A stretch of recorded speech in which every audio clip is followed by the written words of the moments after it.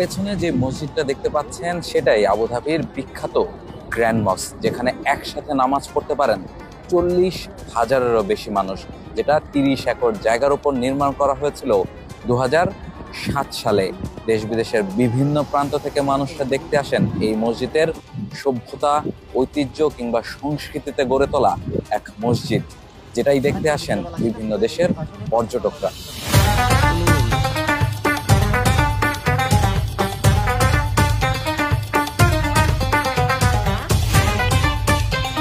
যারা মুসলিম তারা তো এই মসজিদে নামাজ পড়তে আসেনি, তবে যারা বাইরে থেকে পর্যটকরা আসেন, যারা মূলত অমুসলিম, তারাও কিন্তু এই মসজিদের ভেতরে গিয়ে এই মসজিদের সৌন্দর্য দেখতে পারেন।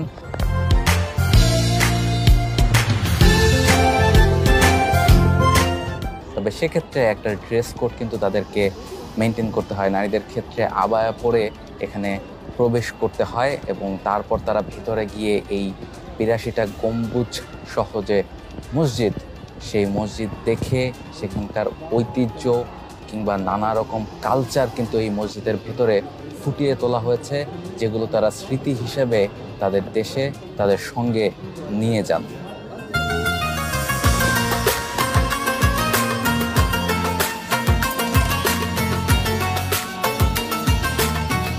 আমি এই মুহূর্তে আছি আবু জায়েদ গ্র্যান্ড মস্কের ভেতরে, এবং এই জায়গায় একটা ইন্টারেস্টিং ব্যাপার হচ্ছে, যেই কার্পেটটাতে নামাজ পড়া হয় সেই কার্পেটটার ওজন 35 টন।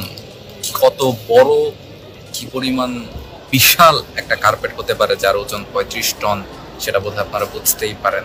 ফলে এই মসজিদের এরকম আরো অনেক বিশেষত্ব কিন্তু রয়েছে, যদিও সবকিছু আসলে মোবাইলে ধারণ করা সমীচীন নয় বা সম্ভব নয়, সে কারণে সেগুলো দেখানো সম্ভব নয়।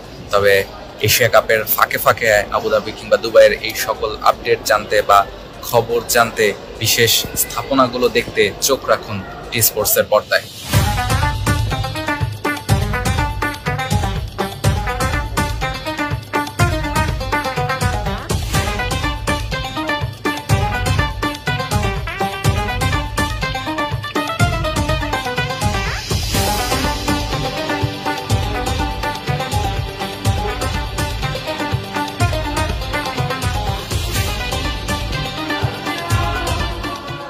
For more updates, subscribe to our YouTube channel and click on the bell icon.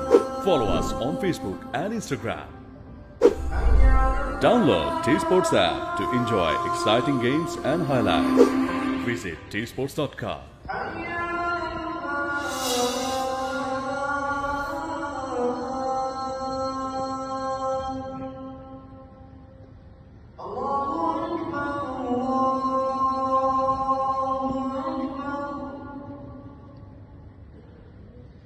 لا